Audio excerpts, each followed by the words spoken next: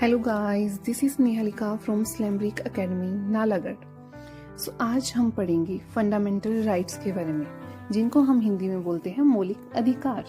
सो ये राइट्स हमें फ्रीडम देते हैं और सोसाइटी में हमारी इक्वालिटी को इंश्योर करते हैं। फंडामेंटल राइट्स कॉन्स्टिट्यूशन के कौन से पार्ट में दिए गए हैं? फंडामेंटल राइट्स कॉन्स्टिट्यूशन के पार्ट 3 में दिए गए हैं, जो कहां से कहां तक है, जो है आर्टिकल 12 से आर्टिकल 35 तक। और फंडामेंटल राइट्स को ही इंडिया का मैग्ना कार्टा भी कहा जाता है। So this is called Magna Carta of India. अब हम देखेंगे फंडामेंटल राइट्स के टाइप। फंडामेंटल राइट्स 6 है। First one is right to equality. Right to equality है आर्टिकल 14 से 18 तक। सेकंड है राइट टू फ्रीडम।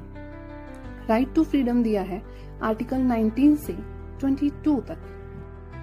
तीसरे नंबर पर जो मौलिक अधिकार हमारे पास है वो है राइट अगेंस्ट एक्सप्लॉयटेशन, जो दिया गया है आर्टिकल 23 एंड आर्टिकल 24 में। इसके बाद आता है right to freedom of religion. इसको दिया गया है आर्टिकल 25 से लेके आर्टिकल 28 तक। और 5th नंबर पर आता है कल्चरल एंड एजुकेशनल राइट, जो दिया गया है आर्टिकल 29 और आर्टिकल 30 में। और लास्ट वन 6th मौलिक अधिकार है राइट टू कॉन्स्टिट्यूशनल रेमेडीज, जो दिया गया है आर्टिकल 32। और ध्यान, article 32 is also called the heart and the soul of the constitution, जिसको बोला गया था BR अम्बेडकर के द्वारा।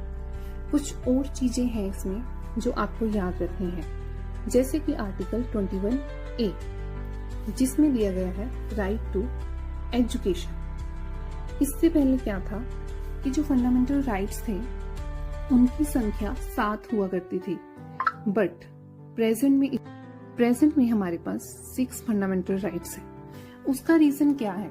उसका रीजन है कि जो राइट टू प्रॉपर्टी था वो पहले आर्टिकल 31 का पार्ट था,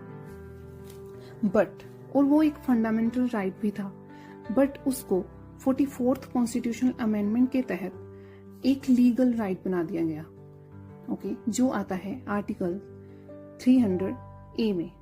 सो वो अभी फंडामेंटल राइट का पार्ट ना होकर एक लीगल राइट बन चुका है, जिसके कारण फंडामेंटल राइट्स 7 से 6 हो चुके हैं।